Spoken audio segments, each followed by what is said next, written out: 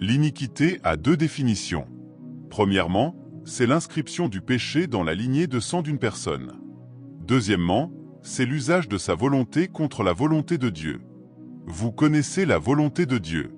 Vous n'êtes pas ignorant de la volonté de Dieu, mais vous avez décidé de choisir ce que Dieu ne choisit pas.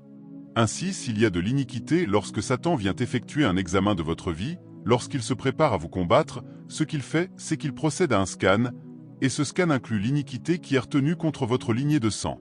D'accord ? Il fait ce scan, puis il apporte le résultat de cet examen devant la cour du ciel et vous accuse, en disant qu'il n'y a aucune raison pour que vous ayez un enfant à cause de ce qu'il a repéré dans sa lignée de sang, et que par conséquent, si cette cour est une cour de justice établie sur le jugement et l'équité, il est impossible que vous accordiez que ce saint porte un enfant, au regard de l'iniquité qui est piégée dans sa lignée de sang. C'est ainsi que fonctionne la spiritualité. Elle fonctionne sur la base de la légalité. Je vous ai dit que la première forme du monde invisible, c'est la légalité. Et c'est là que la révélation intervient. Car ces légalités dont nous parlons, ce sont des choses qui ne se sont même pas produites dans votre génération. C'est pourquoi bien souvent lorsque nous prions, Dieu nous fait sortir de notre dimension temporelle et nous amène dans les dimensions du temps où ces légalités ont été instituées, afin que nous puissions les voir et les traiter, parce que l'iniquité a un remède. L'iniquité n'est pas un témoignage éternel. Elle a un remède. Et c'est pourquoi la Bible dit qu'il a été meurtri pour l'iniquité. Ainsi, si vous avez une connaissance spirituelle, cela se reflètera dans votre manière de prier, dans la façon dont vous priez. Il ne faut pas tant de choses pour vaincre le diable, surtout si cette captivité est fondée légalement. Ce qu'il vous faut, c'est la connaissance. Et ensuite, vous exercez votre foi sur la monnaie des possibilités qui est liée à la connaissance contre la situation sous laquelle vous avez opéré. Si je commençais à interviewer tout le monde dans ce lieu, j'en obtiendrais pas moins de 5. Et je ne vais pas le faire. Mais laissez-moi vous dire cela gratuitement. Et si vous me défiez, nous le ferons, nous le conduirons. Je n'obtiendrai pas moins de 5 personnes d'ici que des esprits viennent importuner sexuellement dans leur sommeil. Je n'en aurai pas moins de 5. Mais cette situation est la situation d'un mariage. Nous avons donc une union à laquelle vous n'avez pas consenti et qui est déjà effective. Vous voyez que les problèmes spirituels créent des situations pratiques. Ce n'est pas utopique. Ce n'est pas de l'imagination. Cela crée des situations pratiques. C'est une situation de souillure. C'est une situation qui est née de la corruption. Si je parcours cette salle, nous aurons au moins 5 personnes dans cette situation. Et cette situation ne reconnaît pas le fait que nous soyons en Amérique. Satan utilise des stratagèmes. Il n'est pas puissant en termes de force brute. Quand nous disons que le pouvoir est la puissance, celui qui est puissant, c'est Jésus. Si c'est une question de puissance, et je vous dis cela en tant que quelqu'un qui a vu un peu de la puissance de Jésus, ces choses sont des légalités. Si vous savez prier correctement sur la base de la connaissance, vous verrez l'épée du Seigneur retrancher cet esprit. Mais cet esprit a persisté parce qu'il n'y a pas de connaissance dans votre prière. Vous priez, mais sans connaissance. Le thème de la victoire spirituelle est le thème de la foi. Ce qui te rend victorieux, c'est ta foi. La foi est la victoire. Jésus a déjà établi les réalités spirituelles sur lesquelles ta foi doit s'ancrer et faire des requêtes dans la prière. Dès l'instant où tu y crois, alors tu verras la révélation du bras de Dieu. Ainsi, il a été blessé pour nos transgressions. Qu'est-ce qu'une transgression? Une transgression est une violation directe et délibérée d'une instruction claire du tribunal de Dieu. C'est cela, une transgression. Dieu veut que nous opérions dans certaines limites. Est-ce que vous êtes là? Ainsi, lorsque vous entendez Dieu, dans l'Écriture, nous donner des prescriptions pour opérer dans certaines limites, Dieu n'essaie pas de vous restreindre. Il essaie de vous placer dans un cadre où Satan n'aura aucun argument légal contre votre vie. Parce que, dès l'instant où vous violez ces restrictions, est-ce que vous êtes là? Car la transgression signifie aller au-delà de la borne, n'est-ce pas? Dès que vous violez ces restrictions, vous vous placez dans une position où Satan a désormais un dossier contre vous. Nous sommes allés prier pour quelqu'un qui était en train de mourir, et Dieu a rejeté notre prière et a dit « Sortez ». En fait, il n'a pas seulement rejeté notre prière, il a dit « Sortez de cet endroit ». Qu'est-ce qui se passait? Vous savez, la personne avait commis un avortement lorsqu'elle était une jeune fille, et cette accusation était restée au ciel depuis lors, parce que la personne n'avait pas traité cette situation. Ainsi, lorsque le moment est venu où la personne est tombée dans le coma, nous y sommes allés avec des langues du Saint-Esprit. Dieu a dit, sortez de cet endroit. Vous pouvez ne pas comprendre Dieu tant que vous ne comprenez pas la légalité. Vous pouvez ne pas le comprendre. Et je n'avais jamais vécu une situation où je tente de prier pour un être humain et où Dieu me chasse de là. C'est quelque chose que je dois aller comprendre. Pourquoi? C'est ainsi que nous connaissons Dieu. Vous faites des recherches quand vous le rencontrez et qu'il manifeste une facette de lui-même à laquelle vous n'êtes pas habitué. Vous dites, « Je suis désolé. Je sais que tu es celui qui a toute la puissance. Personne ne peut te défier. Je n'essaie même pas, mais je suis venu. » Non, vous devez faire attention. Vous ne comprenez pas encore cela. Oh, vous n'êtes pas allé assez loin. C'est pour cela que vous devez être prudent sur ce point. Je ne te défie pas. Qui suis-je? Qui suis-je, afin que je connaisse tes voies? C'est pour cela que je suis revenu. Et lorsqu'il voit que ton cœur est sincère, il dit, « Cette femme pour laquelle tu vas intercéder a commis un avortement et elle n'a pas été assez sincère pour ouvrir ses blessures devant moi. » Et nous lui avons accordé 21 ans pour parvenir à cette prise de conscience. Elle n'a pas profité des ressources, de la monnaie. Maintenant, Satan a apporté une accusation et cette accusation a été accordée et la personne est dans le coma. La raison du coma, c'est afin qu'elle ait 14 jours dans son âme pour se repentir avant de partir et ensuite vous êtes venu avec votre prière. Le coma lui-même était un acte de miséricorde. C'est pourquoi je prêche la sainteté. J'ai vu la justice de Dieu, la justice brutale de Dieu. Si tout le monde vole, je ne volerai pas. Si tout le monde trompe, je ne tromperai pas. Je ne le ferai pas. Même si cela signifie que je connaisse un manque, qu'il en soit ainsi. J'ai vu le jugement brutal de Dieu. Il a dit, « Vous êtes venus avec votre prière. Vous n'avez pas été sensible. C'est pourquoi j'ai dû vous chasser de cet endroit. » Avez-vous déjà été dans une situation où, en tant que pasteur, vous savez que quelqu'un va mourir? La personne vous est chère, la personne vous est attachée, mais vous savez que c'est terminé parce que vous êtes allé combattre pour l'âme de la personne et on vous a dit « Non, cette route est bloquée. » Comment parlez-vous au mari? S'il vous plaît, aidez-moi à dire à votre voisin « Vous n'êtes pas si fort. Il a été blessé pour nos transgressions. Il a été meurtri pour les iniquités. Le châtiment qui nous a apporté la paix est tombé sur lui, et par ses meurtrissures nous avons été guéris. Voilà ma confiance sur le terrain des campagnes d'évangélisation, tous ceux-ci sont guéris. Voilà ma confiance lorsque je me tiens là. Je me tiens sur le terrain du fait spirituel. Je ne peux même pas voir que ce cancer est une affaire terminale. Je ne peux pas voir cela, parce que, peu importe à quel point tu aimes quelque chose, tu ne paies pas deux fois. Il a déjà payé pour la maladie. Ces gens ne sont pas censés payer. Oh mon Dieu! Oh mon Dieu! Tu sais, tu dois être imprégné de la vérité pour voir une personne et la relever. Pas seulement dire « lève-toi », mais tu vas là-bas et tu relèves la personne. Je suis venu à une campagne d'évangélisation et le nombre de personnes était alarmant. Qu'est-ce qui vous amène tous ici? Je pense que Philippe était là quand nous sommes partis de là-bas, au Zimbabwe. Nous avons quitté la grande arène pour sortir afin de servir les gens. Nous prenions leurs cannes, nous prenions leurs béquilles. Ils marchaient. Tu sais ce qu'il y avait dans mon cœur? Il a payé. Il a payé pour cela. J'étais saturé de cette compréhension, et je ne pouvais pas permettre qu'aucune situation contraire à cette compréhension devienne une réalité. Je prie pour que tu sois saturé de la compréhension qu'il a payée, et que cet esprit qui vient la nuit pour te molester, et même après que tu aies longtemps prié, tu continues encore à l'expérimenter, soit déraciné. Cela est enraciné dans la légalité. Cela est enraciné dans une situation que Satan utilise pour t'accuser devant Dieu. Et tous les outils dont nous avons besoin pour annuler la base de sa légalité sont contenus dans le rapport. Et le prophète demande, qui a cru à son rapport? Mon grand-père a vécu environ 119, 120 ans.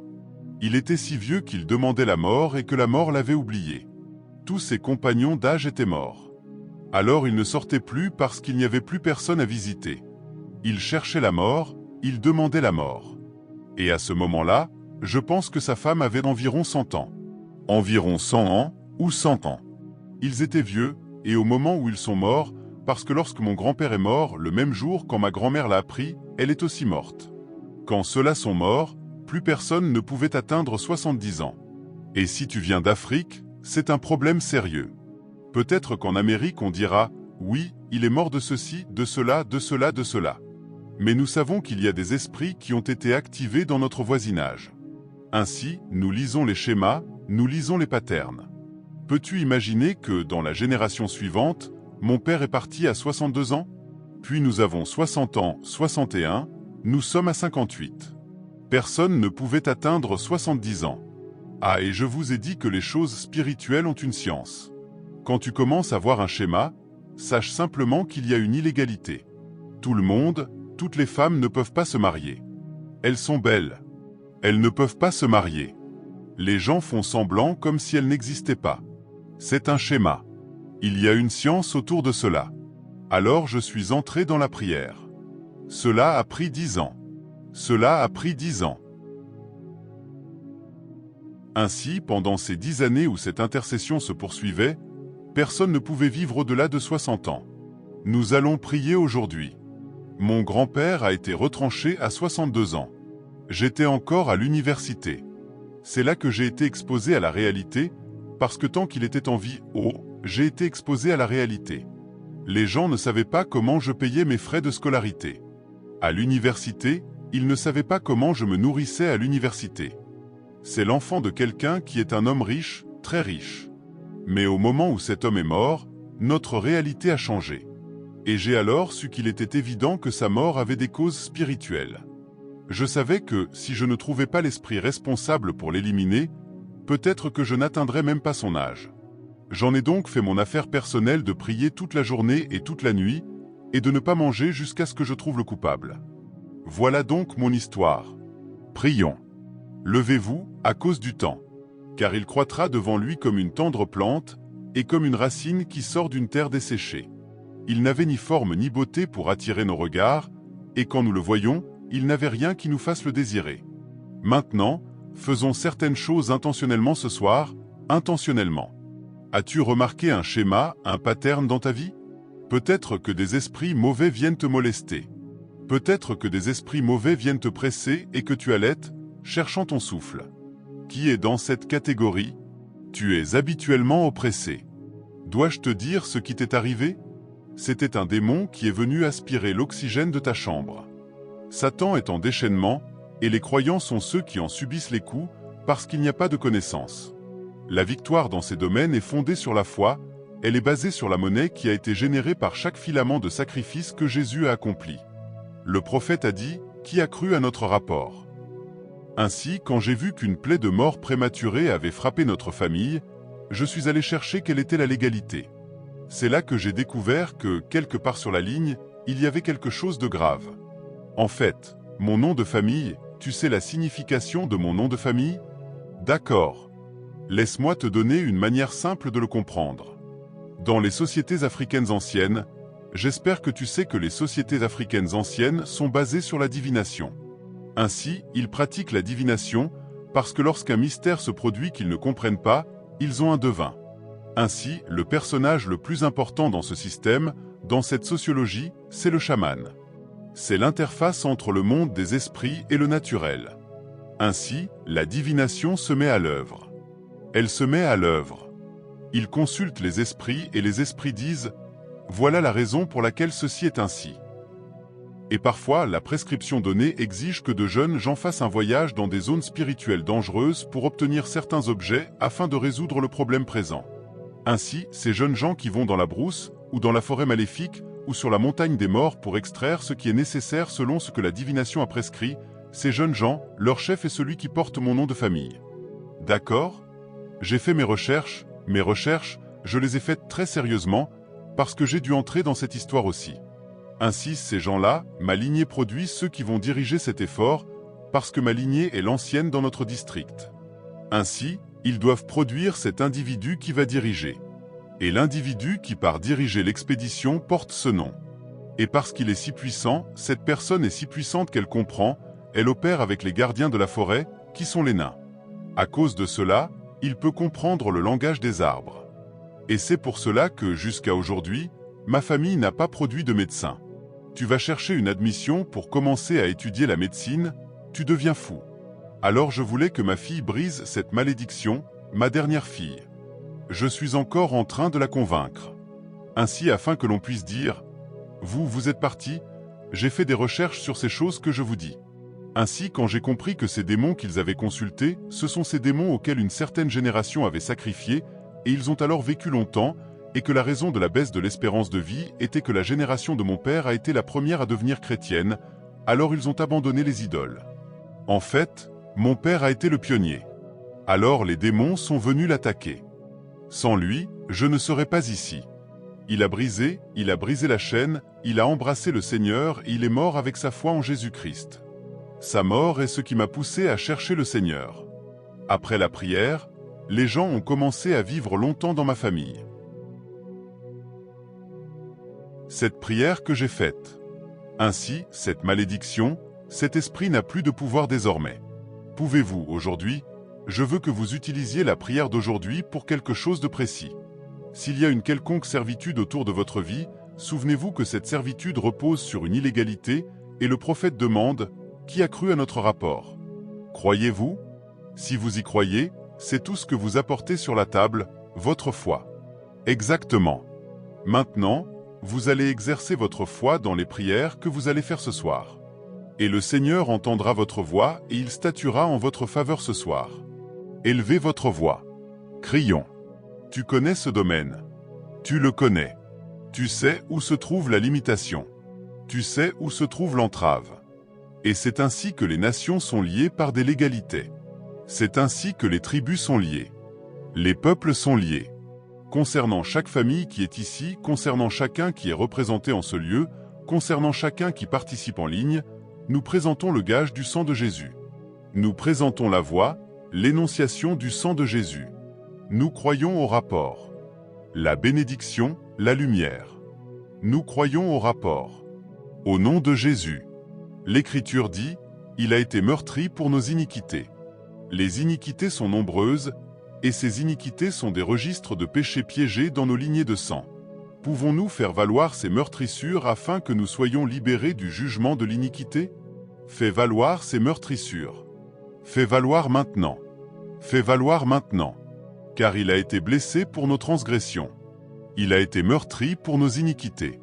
Tout registre d'idolâtrie, de spiritisme, tout registre de sang versé, de sorcellerie dans cette lignée de sang, nous tirons parti de ces meurtrissures pour entrer dans la liberté ce soir.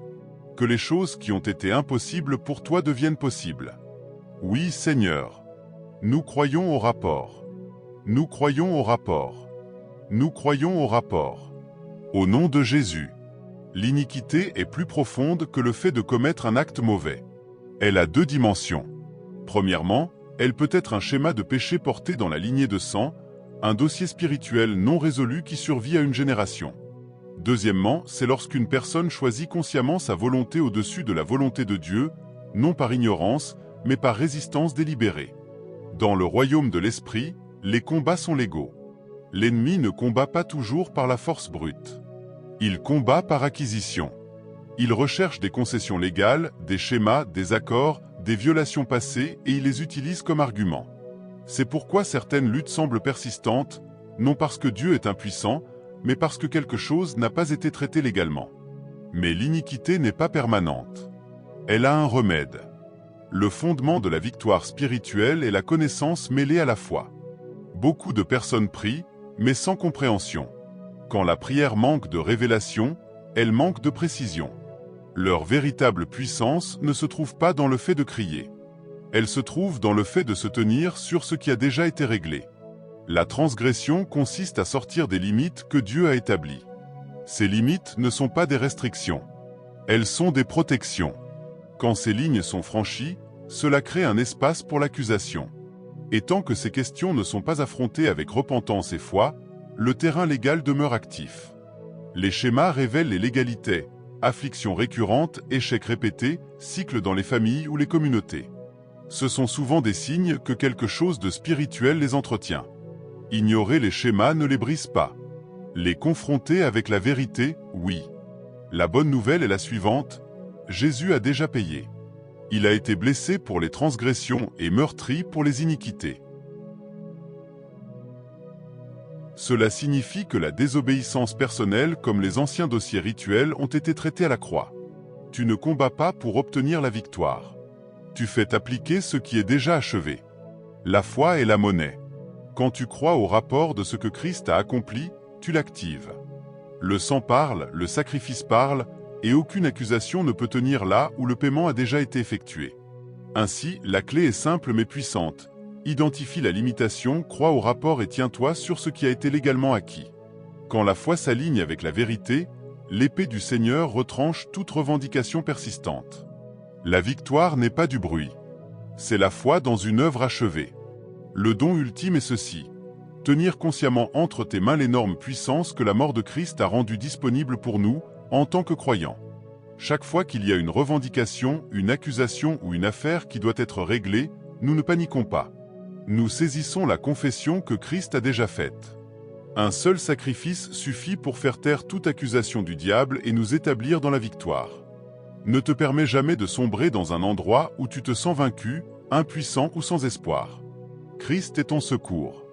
Christ est ton espérance. Christ est ta suffisance. Tout ce dont tu as besoin pour vivre une vie victorieuse ici sur la terre et au-delà est déjà assuré en lui. Entre aujourd'hui dans tes réalités en Christ et marche dans la liberté de manière permanente. Si ce message t'a béni, partage-le avec quelqu'un qui en a besoin.